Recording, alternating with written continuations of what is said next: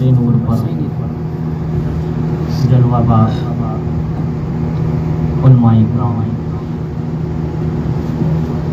بالخصوص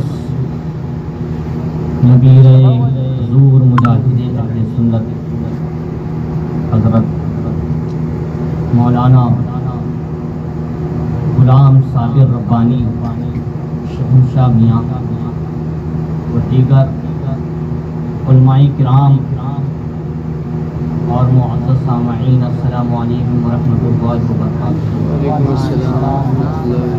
الحمدللہ رب العالمین، الصلاۃ والسلام علی سید الانبیاء والمرسلین، اما بعد۔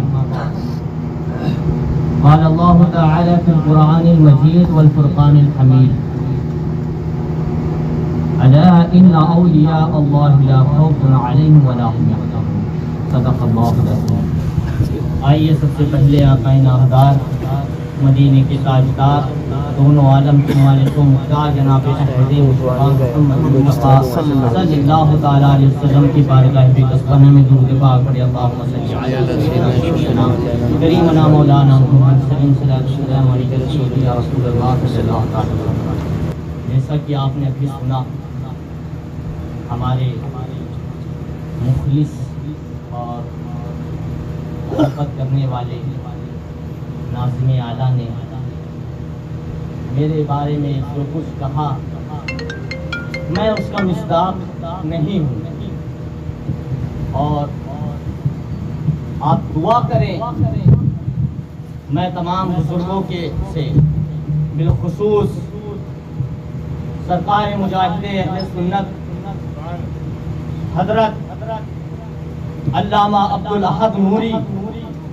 اور آپ کے جانشین سرکار سلطان المجاہدین ظہور ربانی اور آپ کے نبیرہ حضرت تاج طریقت مختار ربانی، ان کی خاک پا ہوں، ان کے علاوہ میں کچھ نہیں، اور اس خاک پائی پر مجھے ناز ہے۔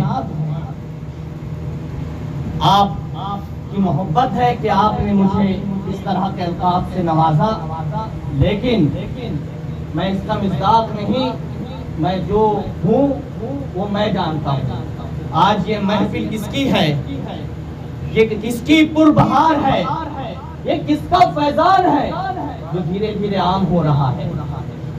مہتاب کو آپ دیکھیں تو آپ اس کو جب طلوع ہوتے دیکھیں گے تو وہ ایک دم سے اپنی روشنی کو نہیں بکھیرتا۔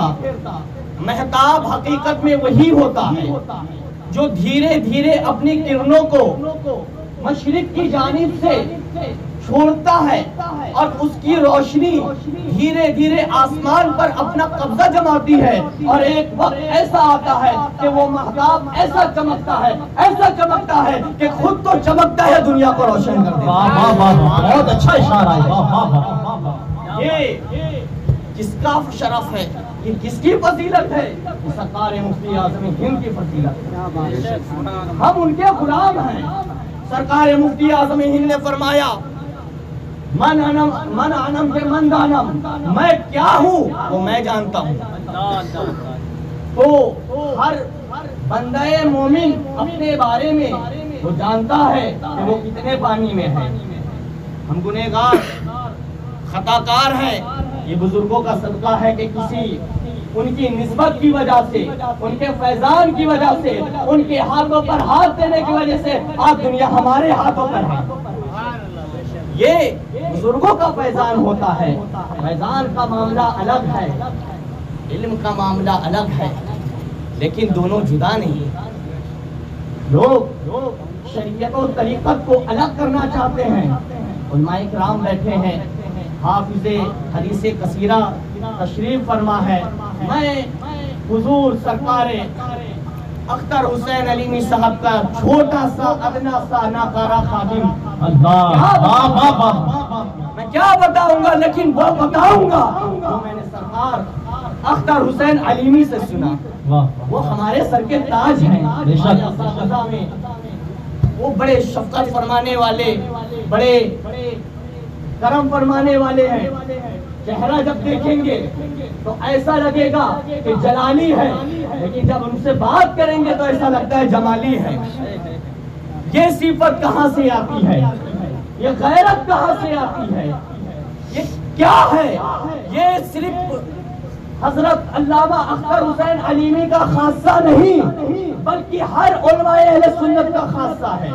اہل سنت کی پہچان یہ ہے، اہل سنت کی شان ہی یہی ہے کہ جب وہ مد مقابل میں باطلوں کو دیکھتے ہیں تو وہ شیر ببر کی طرح نظر آتے ہیں، اور جب اپنے مد مقابل میں عاشق رسول کو دیکھتے ہیں تو وہ گل گلزار بن جاتے ہیں۔ کیا بات! اہل سنت والجماعت کے علماء کی شان ہے۔ یہ علماء کرام جن کے چہرے کی آپ زیارت کر رہے ہیں، یہ علماء کرام دنیا کا اثاثہ، مفتی اعظم ہند کی دین ہے، اور حضور تاج الشریعہ، بدر الطریقہ، حضور برہان ملت، حضور مشاہد ملت، حضور مجاہد اہل سنت کا فیضان ہے۔ تو آج ان کی محفل میں اس طرح کے جید علماء کرام ہیں۔ سرکار مفتی اعظم ہند نور اللہ مرقدہ، کیا ذات تھی، کیا ان کے اندر صفات تھی، آخر وہ کیسے شخص تھے، کیسی ان کی ذات تھی، تو آپ کو بتانے کی ضرورت نہیں ہے، علماء کو بتانے کی ضرورت نہیں ہے۔ میں اپنا خادم کیا بتاؤں علماء کے سامنے، بس سبق کے طور پر میں کچھ عرض کروں گا سرکار مفتی اعظم ہند کی ذات کے بارے میں، اور کچھ باتیں سرکار مجاہد اہل سنت رضی اللہ تعالی عنہ کے بارے میں کہ آپ کی ذات کیا تھی۔ سرکار اعلی حضرت عظیم البرکت مجدد دین و ملت امام احمد رضا خان رضی اللہ تعالی عنہ، آپ کے دو شہزادے ہوئے، دونوں لاسانی تھے، اپنے اپنے دور میں بالکل لاسانی۔ سرکار حجت الاسلام رضی اللہ تعالی عنہ کے بارے میں اعلی حضرت بول اٹھے کہ انا من حامد و حامد منی، حمد سے حامد کماتے یہ ہے کہ میں حامد سے ہوں اور حامد رضا مجھ سے ہے۔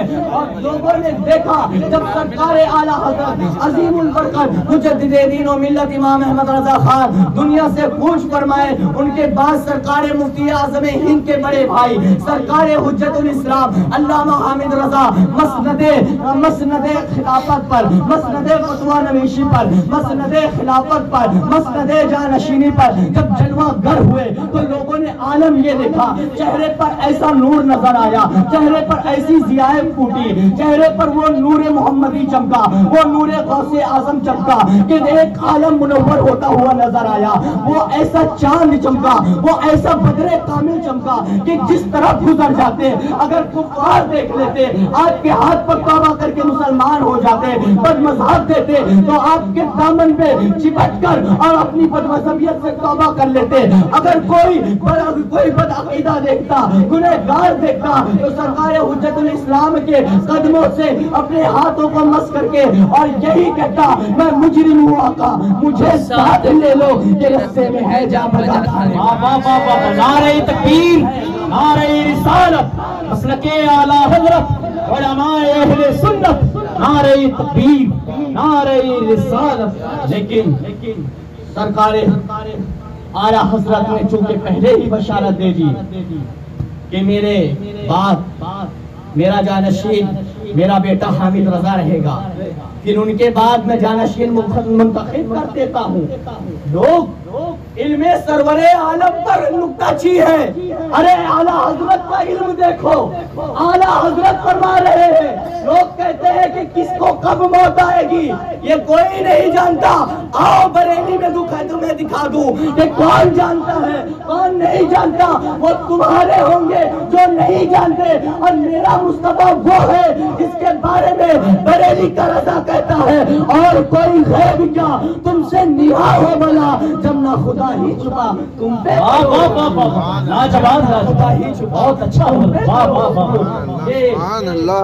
اعلیٰ حضرت عظیم البرکت مجدد دین و ملت امام احمد رضا نے اپنے جانشین کو منتخب کرا، اور یوں ہی نہیں سرکار اعلیٰ نعرہ تکبیر، نعرہ رسالت، مسلک اعلی حضرت، مسلک اعلی حضرت علماء اہل سنت، علماء اہل سنت، حضور تاج طریقت، حضور تاج طریقت، حضور تاج طریقت، نبی رائے حضور مجاہد اہل سنت، نعرہ تکبیر، نعرہ رسالت. تشریف رکھیں آپ لوگ.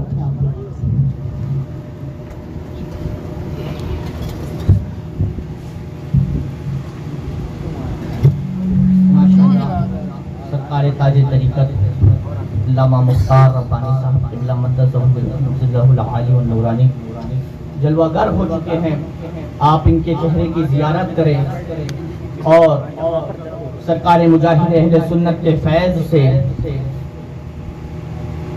آپ استفادہ حاصل کیجئے.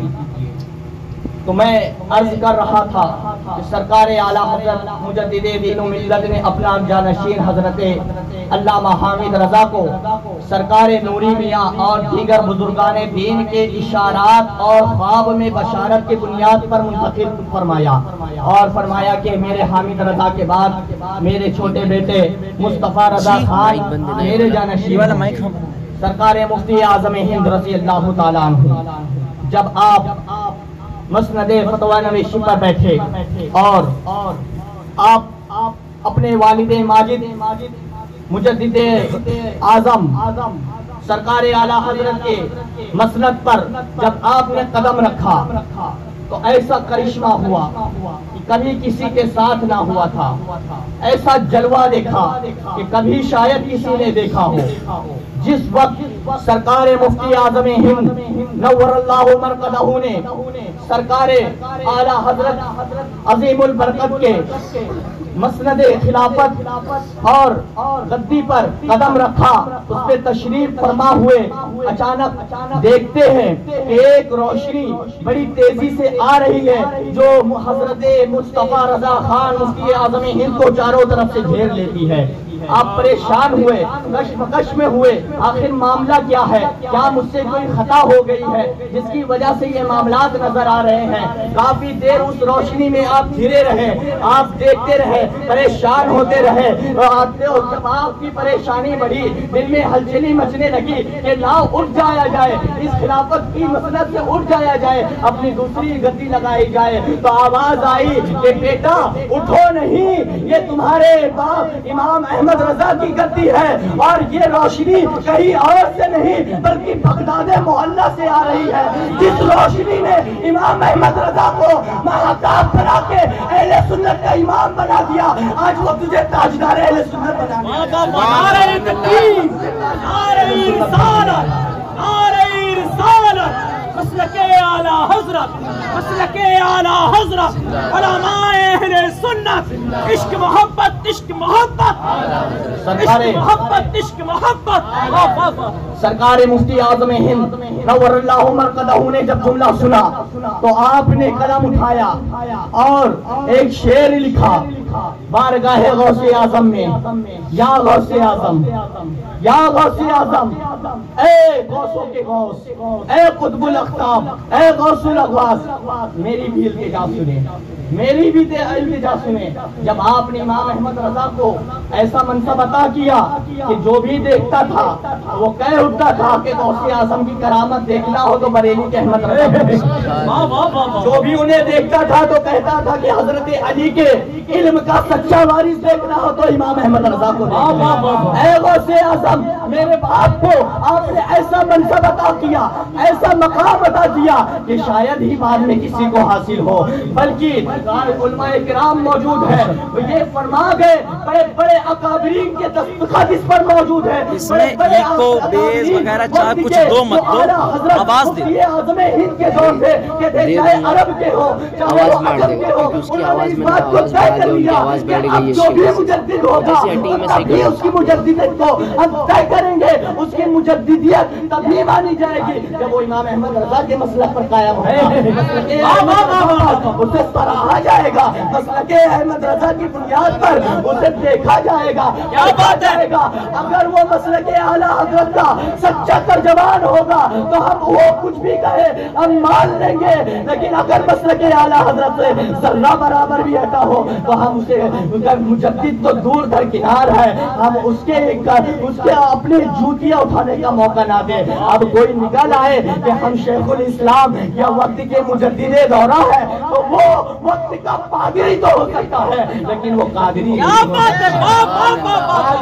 ہو سکتا ہے، قادری نہیں ہو سکتا ہے۔ یہ باتیں میں کیوں کہہ رہا ہوں ابھی آپ کو سمجھ میں آئے گا۔ مفتی اعظم ہند نور اللہ مرقدہ نے عرض کی یا غوث اعظم، یا غوث اعظم، ایسا کرم مجھ پر ہو جائے، ایسا کرم مجھ پہ ہو جائے کہ جو بھی مجھے دیکھے، جو بھی مجھے دیکھے تو وہ کہے کہ یہ غوث پاک کی شبیہ نظر آ رہی ہے۔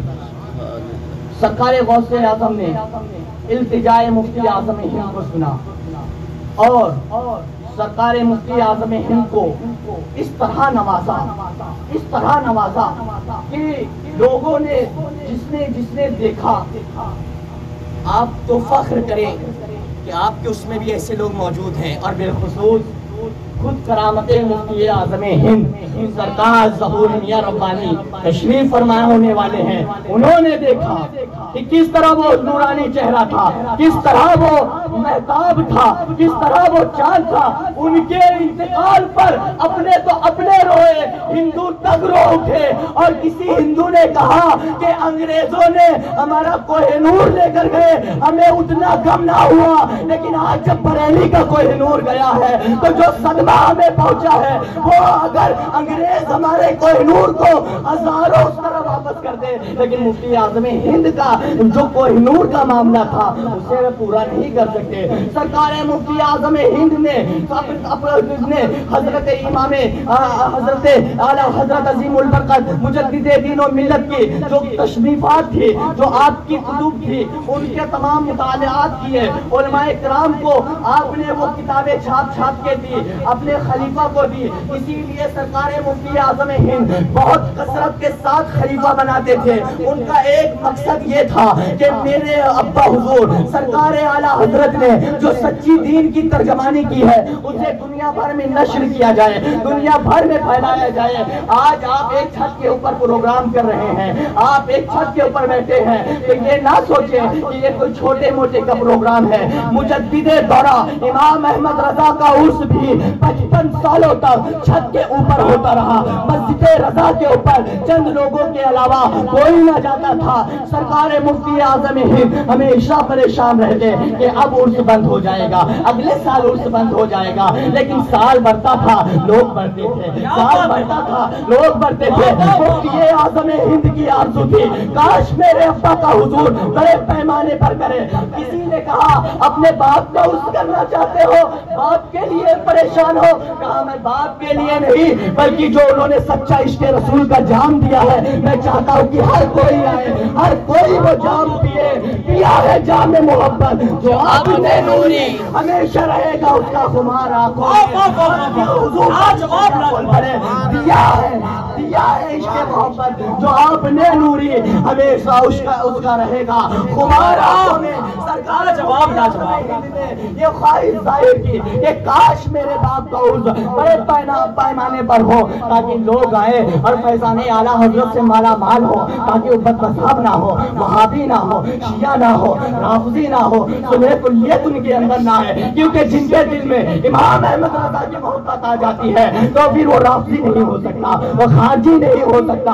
اس کے دل میں صحابہ کی بھی محبت ہوتی ہے، اہل بیت کی بھی محبت ہوتی ہے، اور وہ سچے دل سے کہتا ہے کہ اہل سنت کا ہے بیڑا پار، اصحاب حضور رسول اللہ کی۔ بہت اچھے سنی جب اپنی خواہش ظاہر کی، لیکن بڑے کا 55 سال گزر گئے، یہاں تک کہ 56واں سال آیا لیکن وہ خواہش پوری نہ ہوئی۔ اگرچہ مسجد رضا کھچوکھچ بھری جانے لگی لیکن وہ دور نہ آیا۔ سرکار مفتی اعظم ہند بڑے پریشان تھے۔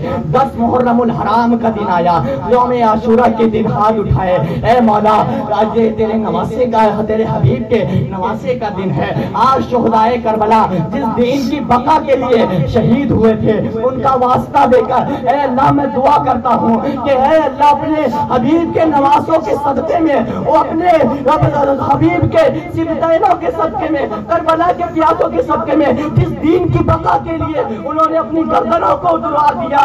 امام احمد رضا اگر کربلا کے سچے مبلغ تھے، امام احمد رضا اعلیٰ حضرت عظیم البرکت اگر اہل سنت کے سچے دائی تھے، سچے ترجمان تھے، تو اے اللہ امام حسین کے صدقے میں ان کے عرس کو تو اجاگر فرما دے، ان کے عرس کو کامیاب فرما دے، ان کے عرس کو بڑے پیمانے پر فرما دے۔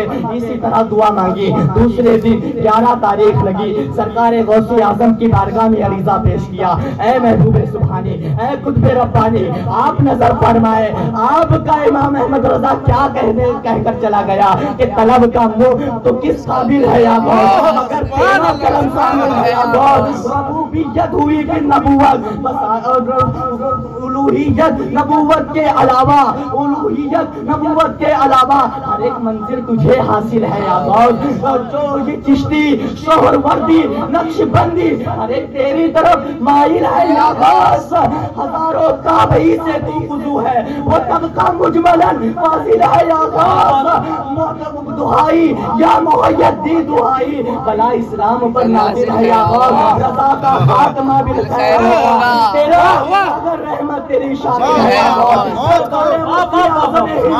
جب اپنی چشم نم سے دعائیں کی اور عریضہ پیش کیا، غوث اعظم نے کہا اس بار انشاءاللہ تیرے ابا حضور کا عرس اتنے بڑے پیمانے پر ہوگا کہ ہندوستان ہی نہیں، بریلی ہی نہیں، دنیا بھر میں ان کا شہرہ ہوگا۔ یا حضرت مفتی اعظم ہند نے کہا اگر وہ کامیابی مجھے مل گئی تو اب مجھے جینے کی کوئی خواہش نہیں، مجھے جینے کی کوئی حسرت نہیں۔ سرکار مفتی اعظم ہند نور اللہ مرقدہ نے 14 محرم الحرام کو اس دنیا فانی سے الوداع کہہ کر گئے۔ لوگ پریشان ہوئے کہ یہ کیا ہو گیا، عرس جو چھوٹا موٹا ہوتا تھا اب وہ بھی نہیں ہوگا، جب مفتی اعظم ہند نہ رہے تو عرس کو سنبھالے گا کون، جب مفتی اعظم ہند نہ رہے سرپرستی کس کی ہوگی، مفتی اعظم ہند نہ رہے اب کیا ہوگا، اب کون بلائے گا، انہی کے چہرے کے لیے، انہی کے فیض کے لیے لوگ آ جاتے تھے۔ اب تو مسجد رضا بھی خالی ہو جائے گی، لیکن ان کو کیا پتا یہ کرامت مفتی اعظم ہند تھی۔ 14 محرم الحرام کو آپ نے وصال فرمایا، دوسرے دن جنازے نماز حضرت سرکار کلا سید مختار اشرف کی جھوجوی نے پڑھائی اور آپ کی تدفین ہوئی۔ آپ کا 40واں 14 صفر المظفر کو پڑھا۔ اس وقت تمام بدیش کے اور ملک کے کونے کونے سے کم بیش 5 لاکھ لوگوں نے بریلی میں شرکت کی۔ اب وہ تو اس رات میں سرکار مفتی اعظم ہند کا کل کیا، 40 کا کل ہوا۔ رات میں 5 لاکھ آدمی جاتے تو کہاں جاتے، لوگوں نے کہا رک جاؤ کل اعلیٰ حضرت کا بھی عرس ہے، عرس کر کے جایا جائے۔ سرکار مفتی اعظم ہند نے جو دعائیں کی تھی وہ ان کے انتقال کے 40ویں دن کے بعد وہ کرامت ظاہر ہوتی نظر آئی۔ پہلی بار اس وقت سرکار مفتی اعظم ہند کی بدولت حضرت اعلیٰ حضرت مجدد دین و ملت کے عرس میں 5 لاکھ کا مجمع دیکھنے آیا۔ اور دن جتنا گھٹتا جا رہا ہے، دن جتنا آگے جا رہا ہے، لوگوں کا خلق خدا کا دھیرے دھیرے رجحان بریلی کی طرف۔ نعرہ تکبیر، نعرہ رسالت، مسلک اعلیٰ حضرت، مسلک اعلیٰ حضرت، عظمت اعلیٰ حضرت، عظمت اعلیٰ حضرت، عرس حضور مجاہد اہل سنت، سنیں عرس حضور مجاہد اہل سنت۔ نعرہ انشاءاللہ پھر لگایا جائے گا، وقت بڑا کم ہے کیونکہ علماء کرام بیٹھے ہوئے ہیں اور سرکار مفتی اعظم ہند کا کل بھی 1:40 پر ہونے والا ہے۔ تو سنیں سرکار مفتی اعظم ہند نے ایک خواہش کو اس طرح سے پائمال کیا۔ دوسرا کیا مقصد تھا، علماء کرام جو مفتی اعظم ہند کا جلوہ دیکھے ہیں وہ جانتے ہیں۔ سرکار مفتی اعظم ہند کی جو دلی آرزو تھی وہ یہ تھی کہ اپنے خلفاء کی تعداد کو بڑھائے۔ کیوں بڑھائے؟ تاکہ لوگ میرے خلفاء سے جڑیں، اور جب میرے خلیفہ سے جڑیں گے تو مجھ سے جڑیں گے، مجھ سے جڑیں گے تو امام احمد رضا کی تعلیم کو پائیں گے، اور جو اعلیٰ حضرت کی تعلیم کو پائے گا وہ رسول اللہ کا گستاخ نہیں ہوگا۔ یہ عشق مصطفیٰ کا ایسا جذبہ تھا، ایسا درد تھا، ایسی لگن تھی کہ لوگ مجھ سے جڑے، لیکن میری ذات کے لیے نہیں، مجھے نذرانے دینے کے لیے نہیں، بلکہ تاکہ مصطفیٰ صلی اللہ تعالیٰ علیہ وسلم کے سچے عاشق بنے، اس لیے جڑے۔ سرکار مفتی اعظم ہند نے لوگوں کو خلافت عطا فرمائی، لیکن اس بڑے کثیر تعداد میں عطا فرمائے، اور لوگوں نے سرکار مفتی اعظم کے صبح و روز کو دیکھے، صبح و شام کو دیکھے، آپ کے اٹھنے کو دیکھا، آپ کے بیٹھنے کو دیکھا، بیٹھتے تھے تو کرامت تھی، اٹھتے تھے تو کرامت تھی، چلتے تو کرامت تھی، تعویذ لکھتے تو کرامت تھی، وہ کاغذ کا ٹکڑا ادا کرتے کرامت تھی، پانی پر دم کر دے تو کرامت تھی، جب بھی دیکھو تو سراپا کرامت ہی نظر آتے تھے۔ اور کیوں نہ ہو، کیونکہ وہ ہم شبیہ غوث اعظم تھے۔ جب غوث اعظم نے قدم قدم پہ کرامت دکھائی تو انہی کے ہم شبی نے اپنے قدم قدم پہ کرامت دکھائی، لیکن کبھی بھی کسی کو اپنی ذات کے لیے اپنے سے نہیں جوڑا۔ اپنے خلیفاؤں کو تیار کیا، جگہ جگہ انہوں نے بھیجا، جگہ جگہ انہوں نے بھیجا، اور کوئی بھی ایسا خلیفہ الا ماشاء اللہ ایک دو ہوں گے تو ہوں گے، ورنہ جو بھی مفتی اعظم ہند کا خلیفہ ہے آپ دیکھیں گے تو وہ کامل و کمل نظر آتا ہے، وہاں سرکار اعلیٰ حضرت کے پیغام کا سچا مبلغ نظر آتا ہے۔ یہ سرکار مفتی اعظم ہند کا جو عشق رسول تھا اس کا اثاثہ تھا، لیکن کچھ ایسے لوگ بھی تھے جو سرکار مفتی اعظم ہند کے شب و روز میں ان کے ہمراہ ہوتے تھے، شب و روز میں ان کے ساتھ ہوتے تھے، حجر میں بھی ساتھ ہوتے تھے، سفر میں بھی ساتھ ہوتے تھے، گھر میں بھی ساتھ ہوتے تھے، خانقاہ میں ساتھ، فتویٰ نویشی میں ساتھ ہوتے تھے۔ ان کے پر پھر ان کے فیض کا عالم کیا ہوگا، ان پر کیا نور و انوار کی بارشیں ہو رہی ہوں گی، ان پر کیا فیضان نظر ہوگا۔ جب سرکار مفتی اعظم ہند کافر پر ایک نظر ڈال دے تو وہ اسلام لے آتا ہے، وہ مسلمان ہو جاتا ہے۔ پھر جو مجاہد اہل سنت پر ہمیشہ ان کی نظر رہی ہو، اس مجاہد اہل سنت کا کیا عالم ہوگا۔ سرکار مجاہد ملت، سرکار مجاہد اہل سنت حضرت علامہ عبدالاحد صدیقی رضی اللہ تعالیٰ عنہ کو سرکار مفتی اعظم ہند نے اپنے شاگرد خاص نے ان کو جگہ عطا فرمائی اور ان کو خاص طور پر پڑھایا۔ سرکار صدر الشریعہ نے پڑھایا، سرکار برہان ملت، مجاہد ملت، تمام اولیاء کبار سے اس وقت کے محدث اعظم پاکستان ہو یا محدث اعظم ہند ہو، سب سے آپ نے شرف قدر پایا اور ان سے فیضان پایا۔ اور سرکار مجاہد اہل سنت ہر وقت سرکار مفتی اعظم ہند نور اللہ مرقدہ کے ہمراہ ہوتے تھے، سفر میں جاتے تھے تو سرکار ساتھ میں لے کر جاتے تھے، اور جب مصلی پر کھڑے کرنے کی باری آتی تھی تو کہتے تھے عبدالاحد صدیقی آگے بڑھو، مصلی امامت پر کھڑے ہو۔ میں نے سوچا کہ آخر یہ کیا بات ہے، یہ کیا بات ہے کہ انہیں کو آگے کھڑا کیا جا رہا تھا، ان کو آگے کھڑا کرنے کی کیا وجہ تھی؟ صدر الشریعہ موجود ہے، ان کو آگے کر دیتے، برہان ملت موجود ہے، ان کو آگے کر دیتے، مجاہد ملت موجود ہے، ان کو آگے کر دیتے، اکثر و بیشتر حضرت سید محمد محدث اعظم کی چھوٹی ساتھ ہوتے تھے، ان کو آگے کر دیتے۔ کیا بات ہے کہ سید زادے کو بھی پیچھے کر دیا اور صدیقی کو آگے کر دیا؟ میں نے کہا معاملہ کیا ہے؟ تو میرے سمجھ میں آیا، میرے گمان میں آیا، میرا خیال پہنچا، اللہ ماشاءاللہ صحیح ہو تو داد دیجئے اور دعا دیجئے، اور اگر غلط ہو تو میں معذرت خواہ ہوں۔ مجھے خیال آیا کہ یار غار رفیق مزار سیدنا صدیق اکبر جب سرکار دو عالم صلی اللہ تعالیٰ علیہ وسلم کے ساتھ غار زور میں تشریف لے گئے اور اپنے بازو پر سرکار مصطفیٰ جان رحمت صلی اللہ تعالیٰ علیہ وسلم کے سر اقدس کو اپنی جان پر رکھ کر، اپنی مانڈی پر رکھ کر، اپنی گود پر رکھ کر اور سلا لیا، تو ایک ایسی کیفیت بن گئی جب آپ کسی کے سر کو اپنی سیدھے پیر کی یا اپنے دوسرے پیر کے اوپر اپنا سر رکھیں گے، اس کا سینہ، اس کا دل آپ کے دل سے مل جائے گا، اس کا دل اور آپ کا دل قریب قریب ہو جائے گا۔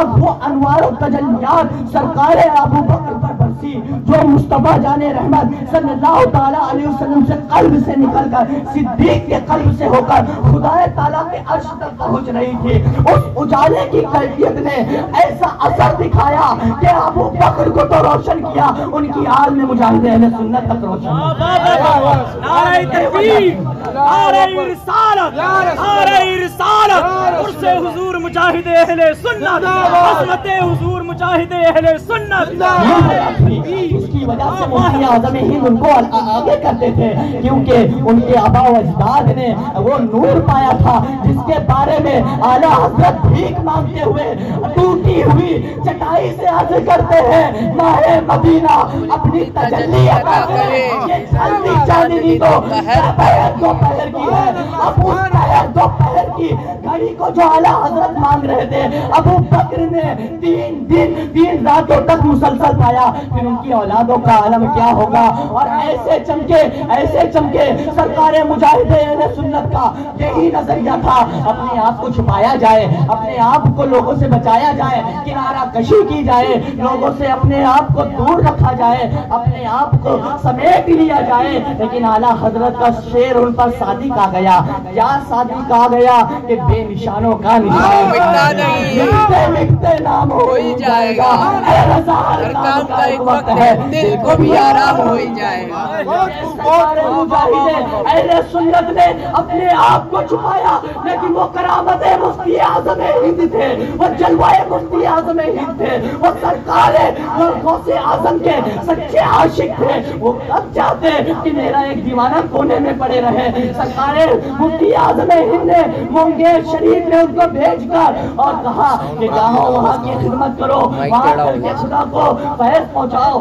آپ نے خدمت انجام دی لیکن چھپائے رہے اسی عالم میں سرکار مفتی اعظم ہند کے۔ اور دیکھیے کیا ہی نسبت ہے سرکار مفتی اعظم ہند۔ میں بالکل آخری مرحلے پر ہوں، اس کے بعد میں اپنی گفتگو کو ختم کر دوں گا۔ سرکار مفتی اعظم ہند سے کیا عشق تھا، کیا لگاؤ تھا کہ سرکار مصطفیٰ جان رحمت صلی اللہ تعالی وسلم کے اسم گرامی کا آپ اگر عدد نکالیں، آپ لوگ عدد نکالنے میں ویسے ماہر ہیں، میں کیا جانوں، تو بتایا جاتا ہے کہ 92 آتا ہے۔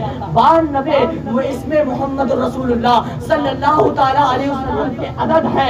اسی مناسبت سے سرکار مفتی اعظم ہند نے 92 سال کی عمر میں اس دار فانی سے کوچ فرمایا، اور مفتی اعظم ہند کا یہ جلوہ تھا، مفتی اعظم ہند کی یہ کرامت ہی تھی، اور یہ مفتی اعظم ہند سے مجاہد اہل سنت کی عقیدت و محبت تھی کہ آپ بھی 92 سال کی عمر میں ہی دنیا سے وصال فرماتے ہیں۔ یہ سرکار مفتی اعظم ہند نے انہیں جو کرامتوں اور فیوض و برکات سے مالا مال کیا تھا وہ آج ظاہر ہو رہے ہیں، کس کے قلب سے ظاہر ہو رہے ہیں، جو انہیں مفتی اعظم ہند نے عطا کیا اور مجاہد اہل سنت نے اپنے بیٹے علامہ ظہور الربانی کو عطا کر دیا۔ آج ان کے قلب سے لوگ فیض پا رہے ہیں۔ اے لوگوں کہ دیکھو نا، صورت نہیں دیکھی جاتی، کردار نہیں دیکھا جاتا، یہ عشق کی منزلیں ہیں، جسے عشق ہوتا ہے وہی ان منزلوں کو طے کر پاتا ہے۔ بڑے بڑے لوگ بڑی بڑی بارگاہوں میں گئے، وہاں سے ٹھوکر کھا گئے، اور میں بتاؤں واللہ باللہ اللہ میں حلف یا بیان دے سکتا ہوں کہ سرکار گلزار ملت مدد اللہ العالی سے میں نے جب بیعت کی، اس کے بعد سرکار سے کبھی دوبارہ ملنے کا موقع نہ ملتا، صرف جلسوں کے علاوہ میں سوچتا تھا اللہ اکبر، نعرہ رسالت، مسلک اعلیٰ حضرت، علماء اہل سنت، علماء اہل سنت، علماء اہل سنت، آمد حضور سلطان المجاہدین، نعرہ تکبیر، نعرہ رسالت۔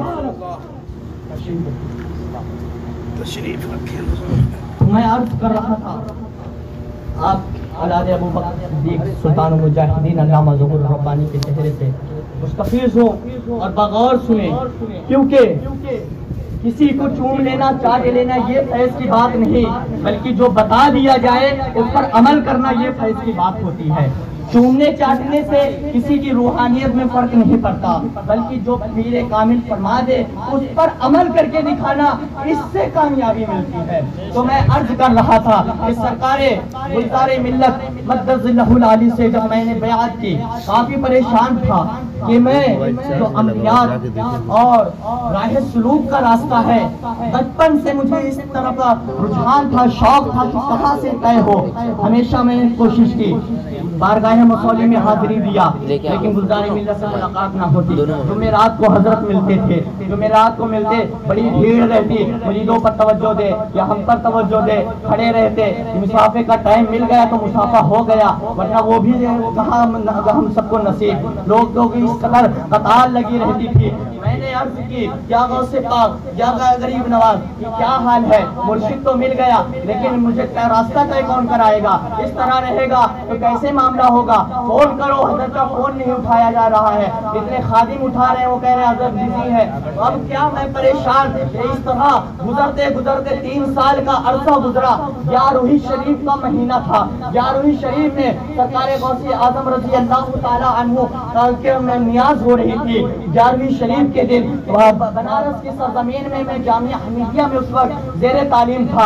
میں نے عرض کیا غوث پاک کہ آپ کے جب میں واقعات پڑھتا ہوں، آپ کے تصرفات کے بارے میں پڑھتا ہوں، کرامات کے بارے میں پڑھتا ہوں، آپ کی تعلیمات کی طرف جب میرا ذہن جاتا ہے تو مجھے خیال ہوتا ہے کہ کاش میں بھی اس منزل پر جاؤں، اس راستے پر چلوں، لیکن آخر مجھے یہ اختیار کہا جب مرشد کی توجہ نہیں ہے تو میں نے توجہ کی۔ میں نے سرکار غوث اعظم کی بارگاہ میں جب عریضہ پیش کیا، اسی کے ٹھیک دوسرے دن اب اسے آپ جھوٹ کہیں تو آپ کے اوپر واللہ باللہ باللہ میں قسم کھا کے یہ بات کہہ سکتا ہوں کہ دوسرا دن گزرا تھا، سرکار مختار میاں کا فون آ گیا، نہ جان نہ پہچان، اور سرکار نے کہا کہ مخدوم پاک کی طرف سے اشارہ ہو گیا ہے کہ ایک سمیر نام کا ہے، اسے اپنے دامن میں لے لو۔ سرکار مختار میاں کے دامن سے 1 سال سے میں وابستہ ہوں، ملاقات نہیں ہوئی، لیکن میں بتا دوں کہ آپ کے دلی میں وہ فیضان نہیں بڑھ رہا ہوگا، ہمارے بہرائچ میں آ کے دیکھیں وہ فیضان مختار میاں کا بڑھ رہا ہے۔ ہاں وہ بڑھ رہا ہے فیضان۔ حاسدین اور کیا کہتے ہیں بدخواہ شریر قسم کے لوگ پیدا ہوتے رہتے ہیں، آپ اس میں نہ پڑیے۔ آپ کو جہاں سے جو دولت ملے، جہاں آپ کا انعام رکھا ہوگا، آپ کی نعمتیں رکھی ہوں گی، اللہ تعالیٰ وہاں تک آپ کے راستوں کو کشادہ فرما دے گا۔ میں ایک ولی کا میرے ذہن میں واقعہ آ رہا ہے، اور وہ ولی ایسے کامل بزرگ ہے، ایسے کامل بزرگ ہے کہ دنیا انہیں محبوب الہی کے نام سے جانتی ہے، خواجہ نظام الدین اولیاء کے نام سے جانتی ہے۔ آپ کو ان کے عشق کی داستان کیا بتاؤ؟ خسرو آئے تھے، انہوں نے 10 چٹھی لکھی، چٹھی میں کیا لکھا اندر پہنچایا، اندر سے جواب آیا، خسرو نے کہا میں مرید ہونا چاہتا ہوں۔ لوگوں نے کہا بات کیا ہوئی کہ تم آئے تھے، جگہ جگہ گئے ہو، وہاں مرید نہیں ہوئے، وہاں مرید نہیں ہوئے، یہاں کیا لکھا؟ یہاں کہا یہ راز و نیاز کی بات ہے، اور وہ راز و نیاز کی بات ایک دن ایسے عروج پر آئی، ایسے عروج پر آئی کہ ان کا عشق اس طرح بڑھ گیا کہ میں نے تاریخ کی کتابوں میں پڑھا کہ حضرت امیر خسرو کا عشق مرشد اس طرح بڑھا، مرشد سے لگاؤ اس طرح بڑھا کہ آپ جب حضرت محبوب الہی کی یاد میں ان کے عشق میں آ کر دیتے تھے آپ کے سینے سے دھواں نکلنے لگتا تھا۔ حضور محبوب الہی جب دعائیں کرتے تھے تو کہتے تھے اللہ خسرو کے صدقے میں عشق میری دعائیں قبول فرما۔ یہ مرید کا عجب حال ہوا۔ سرکار امیر خسرو رضی اللہ تعالیٰ عنہ، ایک بار کا واقعہ میں عرض کر کے اپنی بات کو مکمل کروں۔ سرکار امیر خسرو کچھ سامان لینے کے لیے بازار کی طرف گئے، بازار پہنچے، وہاں سے آئے اور دیکھا کہ ایک جنازہ جا رہا ہے، بڑے کامل بزرگ کا انتقال ہوا تھا۔ پوچھا کہ جنازہ کس کا ہے؟ کہا بڑی خانقاہ کے لوگ تھے، ان میں سے ایک سجادہ کا انتقال ہو گیا ہے، چلو چلو ان کے دامن سے وابستہ ہو جاؤ۔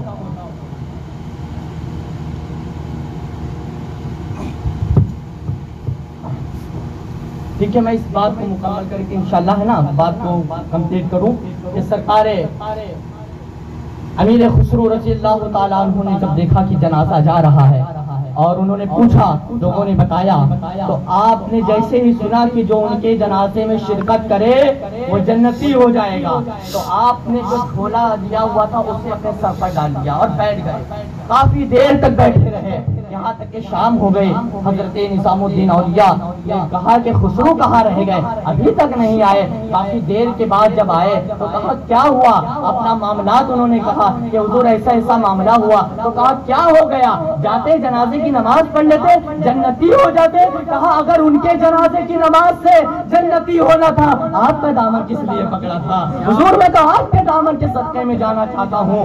یہ اولیاء اللہ کی باتیں ہوتی ہے جو عقیدت پر مبنی ہوتی ہے، محبت پر مبنی ہوتی ہے۔ لہذا ضروری ہے کہ اولیاء اللہ سے اپنے دلوں کو ہمیشہ ان کی نفرتوں سے پاک رکھے، ان کی محبت کو اپنے دلوں میں بسائے۔